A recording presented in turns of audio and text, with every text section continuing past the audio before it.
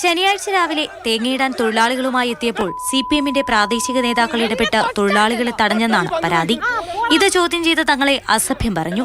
സമീപത്തെ റെഗുലേറ്റർ ബ്രിഡ്ജിന്റെ സ്ഥലമേറ്റെടുപ്പുമായി ബന്ധപ്പെട്ട് രാധയും പ്രാദേശിക നേതാക്കളുമായി അഭിപ്രായ വ്യത്യാസമുണ്ടായിരുന്നു. ഇതിന്റെ ഭാഗമായി കുടുംബത്തെ ഒറ്റപ്പെടുത്തിയെന്നാണ് ഇവരുടെ ആരോപണം.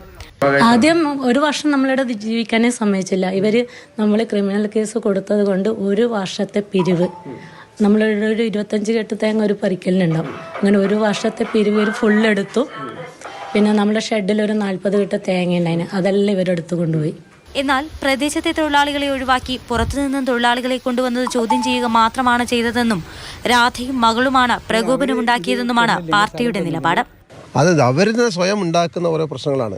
പുറമെ നമ്മളെ നാട്ടിൽ വന്ന് വേറൊരാൾ പണിയെടുക്കും, അവരോട് സാധാരണ തൊഴിലാളികൾ ചോദിക്കും അതിൻ്റെ ഇവിടെ ആളില്ലേ, നിങ്ങൾ എന്താ പണിയെടുക്കാം. അപ്പോൾ അയാൾ സ്വാഭാവികമായിട്ടും മറ്റുള്ള പോയ പെണ്ണുങ്ങളെയാണ് വളരെ മോശമായി ചീത്തവർ. അത് നിങ്ങളെ കാണിക്കാനുള്ള ഇത് നമ്മളെ കയ്യിലില്ല, അതാണ് സത്യം. ഇരു കൂട്ടരും തമ്മിലുള്ള സ്ഥലതർക്കം നിലവിൽ കോടതിയിലാണ്. തങ്ങളെ പാർട്ടി ദ്രോഹിക്കുകയാണെന്ന ആരോപണത്തിന് ഇവരെ ഒറ്റപ്പെടുത്തണമെങ്കിൽ തങ്ങൾക്ക് പണ്ടേ ആകാമായിരുന്നു എന്നാണ് സിപിഎമ്മിന്റെ മറുപടി. മാതൃഭൂമി ന്യൂസ്, കാസർഗോഡ്.